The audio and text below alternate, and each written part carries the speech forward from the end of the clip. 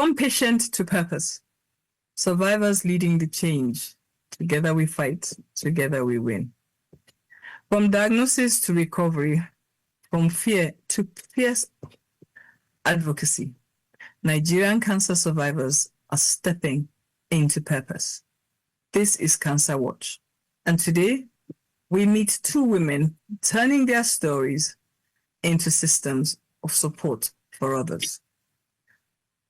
My name is Dr. Denise Ejo, and I say again, hello and welcome to Cancer Watch, a platform powered by the Common Cancer Foundation in partnership with the Association for Radiation Clinical Oncology of Nigeria.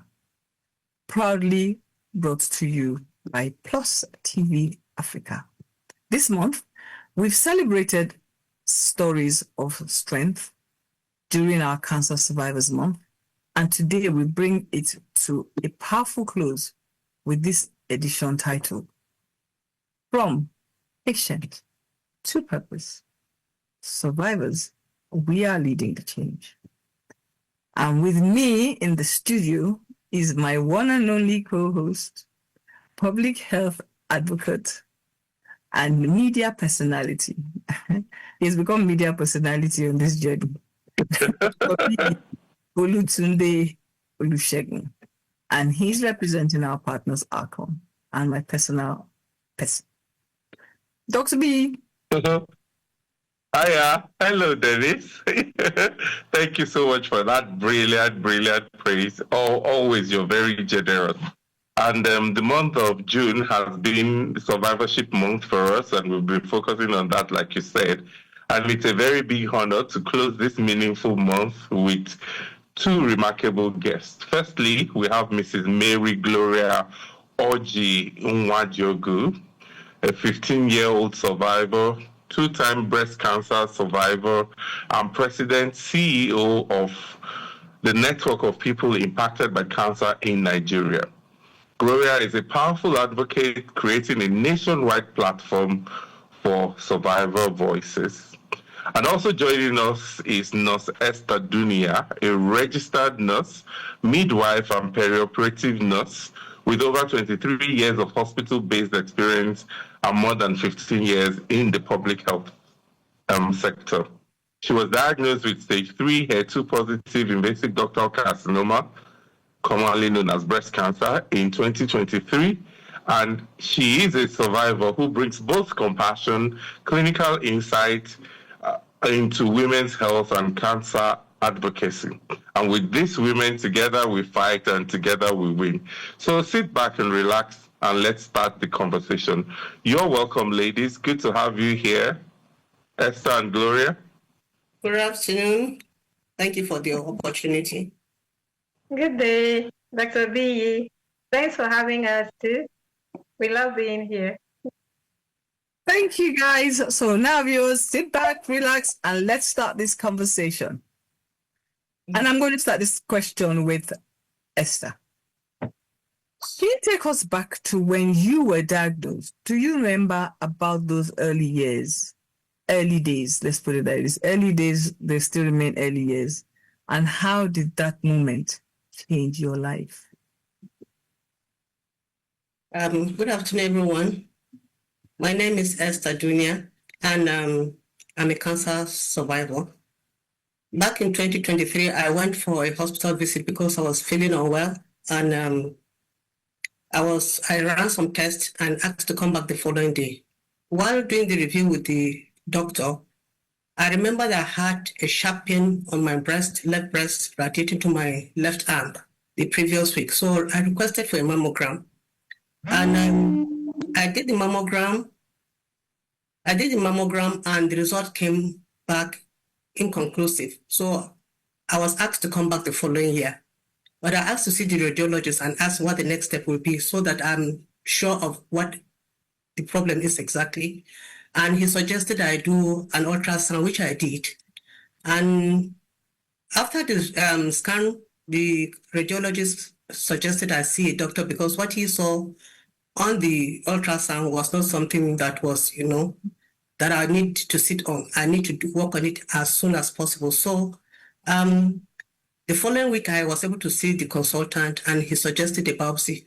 To cut the long story short, the biopsy result came back and I was in stage 3 of breast cancer, which is surprising because the previous year, October, the pink October, I had actually gone for examination and nothing was found. And I also do self-examination, but within January to March, something happened. So after collecting the results, the whole world just came, tumbling down. I denied it. I was in denial for a short time, for some period. But then I knew I had to discuss with my husband and my family so that we know the way forward. On discussion with him, and he said, no problem, we're going to get through this. And the journey started. I went for a CT scan, all other investigations that I was asked to do, I did those. Unfortunately, at this point in time, I was in the process of retiring from service. So the way money was going in and out was something that actually caused a concern for me because here I was getting into retirement and having to carry the burden of cancer. So, but with family, my husband was very supportive. My children, being adults, I had to let them know what was going on. And going forward from then, during the treatment chemotherapy, they saw a mommy that was up and about, that could work till 1 a.m., go to sleep and wake up by 6 or before 6, to somebody that had to be helped from the bed to use the bathroom. But thankfully, in the process, I met some champions. Thankfully, Nipecin, one person met me in the hospital and she asked if I belonged to Nipecin. I said I did not know what that organization was. And she said it was a support group. And also have been in the cancer HIV prevention space, I knew the importance of linking up to a support group. So I joined. And that was, yes. So I joined the support group, and from there, things started changing. Because at some point, I was getting into depression. I didn't want to talk to anybody. Most times, I preferred to stay in my room, not even my sitting room. I was not going there because I didn't want somebody coming to say sorry and then setting the fireworks off. So I just kind of pulled myself out of communication with everybody. But thankfully, when I joined Nipecin, things started turning around because I found out I had purpose. I saw people like me in the clinic, and I knew I needed to do something different. So I keyed into my past experience as a nurse and started talking to patients. I started recruiting them into the platform, and that gave me purpose. And so with my family support, they've made things easy for me. My husband was supportive. During those days, I couldn't sleep. And he would be the one to stay and watch over me. And then my children also, they were up. They come in to ask, Mommy, are you doing okay?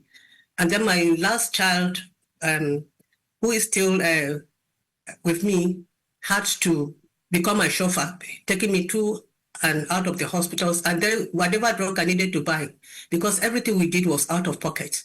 So whatever we needed to buy, if it's not in the hospital, you go look for those drugs. So my family has come through for me, and the community where, friends that eventually had came through for me. But more importantly, I found a tribe that understood my language, which is this cancer support group. So I'm very grateful to Nipecin give me this opportunity. Thank you. Yes. Really, really, really good to hear that, because that's, I think, what we're all about. And Dennis, it's interesting how no matter how many times we interview people, you just keep hearing about what a shock it was, how difficult it is. I mean, the stories can be different, but then they also have so many common pathways that they follow: misdiagnosis, delay in diagnosis, paying out of pocket, recurring problems that are just going on and on with everyone we see. And in her story, we can see the story of everybody. But thankfully, she was even in the health sector. I think it helped her to actually galvanize into action and get things done to a point where she even started her treatment. And it's just lovely. Thank you for sharing with us, Esther. But I'd like to go to Glory right now, and Esther has shared with us some of her motivations, but a lot of people, and this is something that happens a lot, where people don't talk about the disease. People living with the disease hide and walk away from it. They just go silent. But both of you chose to speak up and lead and advocate and form a tribe and be tribal leaders. What moved you to become a voice for others' glory? Thank you, Dr. B, for that question. Actually, that was what made me to become an advocate. In 2010, when I was going through my treatment, that was when I was diagnosed. And I remember whenever I walk into a clinic, everyone seems to be in his or her own world. Nobody discusses with the other person. There was this fear that is inside, and nobody knows what that fear was all about. Nobody can penetrate it. And I discovered that whenever I start talking to one person beside me, and like, sharing my experiences and stuff like that, whenever I start doing that, you will see 2, 3, 4 patients, even those that are a bit far from me, you will see them bending towards what I was saying, Then I knew that there was a need for cancer champions to come together and talk about this. That a lot of us had questions, had fears, had anxieties that we couldn't voice out. It meant that a lot of cancer patients were lonely, even though they are surrounded by family. And so that was what propelled me. That was just the passion. And I realized that because of the stigma associated with cancer in our community, in our country, the religious stigma, oh, you didn't do enough in the church, you didn't donate enough money, that's why you're having this, oh, it was because you're a bad person, kind of, you didn't, it must be your fault that you have cancer. So those things make people that even have cancer don't want to talk about it, because definitely you are the reason. Something negative about you made the cancer come. And so the group, that silence that needs to be, will I say, needs to be broken out of whatever it is, was what made me to form this community. Thank you, Gloria. Thank you, because, whenever I hear this thing, and I try to say to people that I think our strongest strength is in us, because the stigmatization, the fear, I always think as fear as the biggest one. And it makes me always wonder that everybody else has their own issues, but we have ours that are very unique. When Esther was just sort of explaining about hiding herself in the cupboard, in the room, it's our reality. And yet we have to come out, because if we don't come out, 10 years ago, nobody was coming out.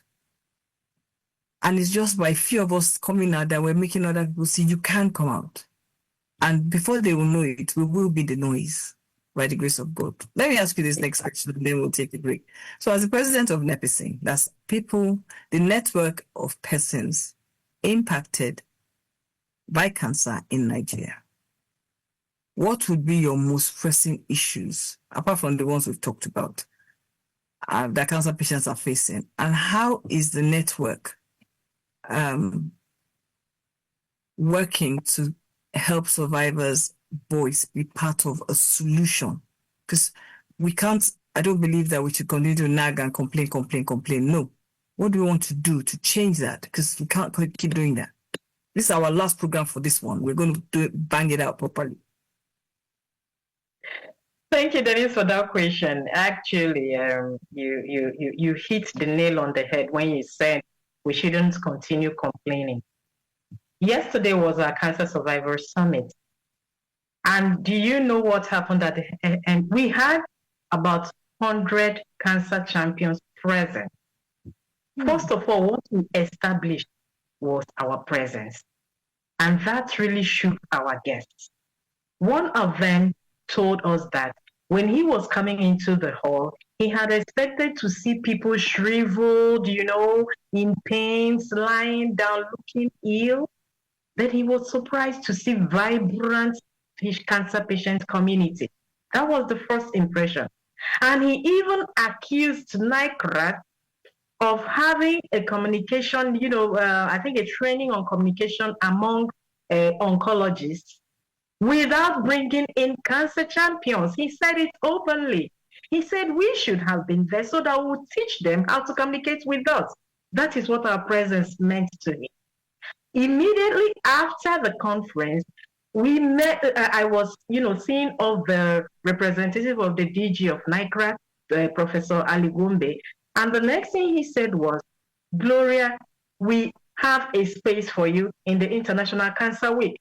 So you guys should start working on what you're going to present." And these were the things we normally beg, grovel, we kind of fight every time. But this is being given us on a platter of gold because we had a conference, a summit, establishing our presence, telling them we are no longer hiding, telling them we are going to do more. And Denise, I need to put this on quickly. I need to say this quickly. As individuals, we may not do much. But if we are able to get the government buy into our proposals, it goes a long way. The Cancer Health Fund is one of it, even though it's not perfect. But over 1,500 cancer champions are already benefited from it. That is what a good cancer policy can do. If we are able to get it, nobody can, from his pocket, give you 1 billion.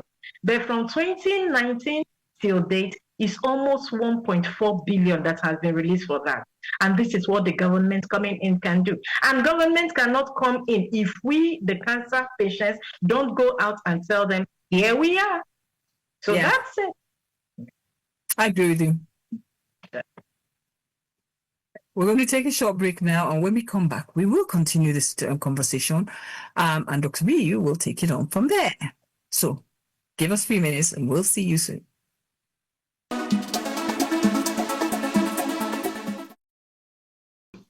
Hello, everyone, and welcome back to Cancer Watch. And it's Survivorship Month, and we're talking again with two champions who are making waves and making a change. And together we fight, together we win. So we have with us Esther and Gloria, and just sit right there. We'll go right on now.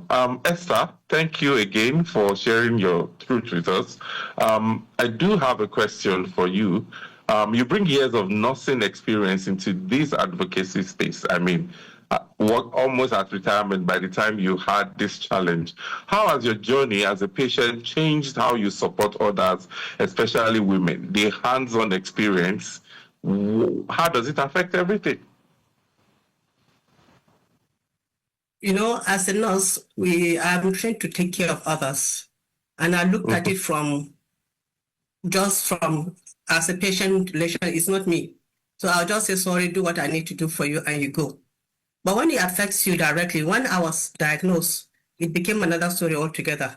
It changed, my whole perception changed. It's me doing this work now. So I need to do not only the talk, I need to talk and work at the same time. Because people will be looking at me, seeing my reaction, how am I coping? So it has changed my perception about everything. It has changed my outlook in life. I take every day as it comes. I no longer have plans for the next 10 years. Yes, I hope for the next 10 years, but I take one day at a time. And then secondly, for the patients also, it has also opened my eyes that I have survived this. I went through this. So I imagine the people are going through the same thing that I had gone through. So there's need for me to reach out to people. Like Gloria said, in the clinic when I go, because there are some silence that are louder than whatever somebody is saying. I look at people, I look at their countenance. Sometimes I just go sit near someone and then we start chatting. I made a friend through the same way at the clinic. And each time we talk openly to each other without holding back.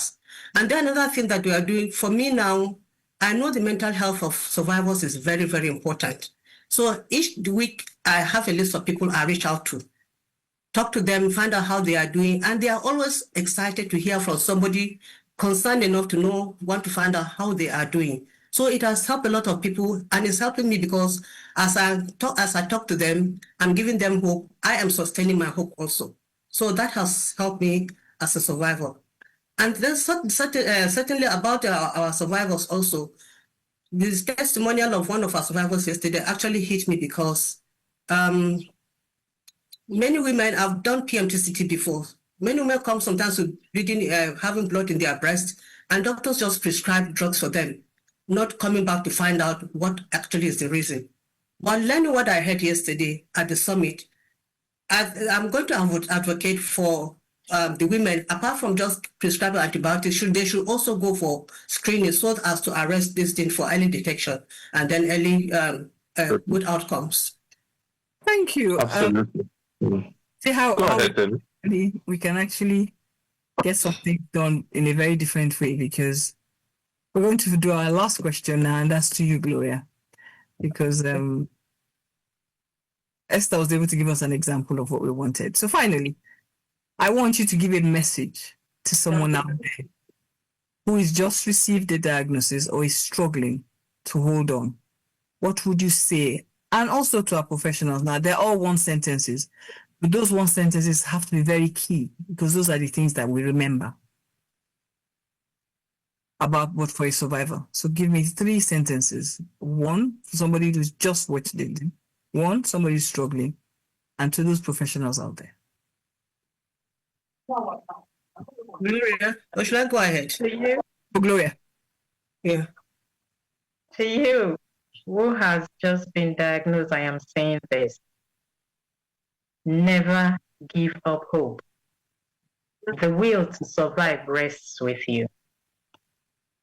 And to you, our dear medical professionals, I want you to see us as the individual and not the disease.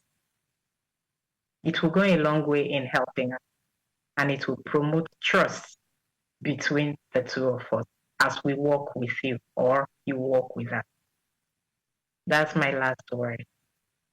I really want to thank you both, because honestly, you hit it on the nail. Thank you all for watching us. Thank you for joining us, because this is our last one for the month. Doesn't mean we're not talking about survivors for the rest, but we are. So as we close, from patient to purpose, can you see, ladies?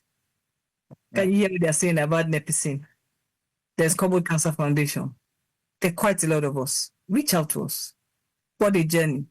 These are not just stories of survival, but they're stories of impact, of systems being changed from the inside out by the very people who live it. As for Survivors Month, let this weekend and let this be our takeaway. Survivorship is strength, advocacy is healing. The voices of Gloria and Esther and all the survivors we've had all month, we're going to say to you, we are all shaping the future of cancer together in Nigeria.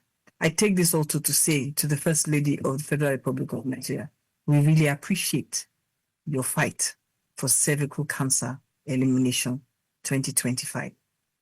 And we are not going to stop making noise, because that was the stepping stone for us. Yeah, Dennis, every word you said, true. Every word you said. Advocacy is healing. I mean, survivorship is strength. Amazing. Thank you so much, ladies, at Akon and Comot Cancer Foundation, and indeed as TV. I mean, we believe in the power of the lived experience, and you have brought amazing language to help us understand what has been going on, and we applaud you for being tribal leaders and speaking up and helping people. Thank you both for sharing your journeys. And to our viewers, we're glad you're there. Let's keep the conversation going. And remember that together we fight and together we win. Absolutely, Dr. B, thank you. And if you're watching this at a home or in a hospital bed somewhere in Nigeria, newly diagnosed, scared, or tired, please trust me, even me, I've been tired. Let today's episode be a reminder, you are not alone. Your voice matters. Your story can change the future. Laura and Esther, we really appreciate you. Thank you for joining us. This is Survivorship and this platform. Nepicine, we're with you and you're with us. And to all the survivors out there, lead the change. We begin to dismantle stigmatization, strengthen our systems, and demand policies that serve people, not just the system. Dr. B, with that in mind, can you close us out? Right. Okay. Thank you, ladies, again. We are so grateful, Esther and Gloria. And thank you, everyone, for watching. Remember, this is Comot Cancer Foundation in partnership with Akon and Plus TV. So please follow us on all of our social media handles. And we hope to see you same time next week. Bye.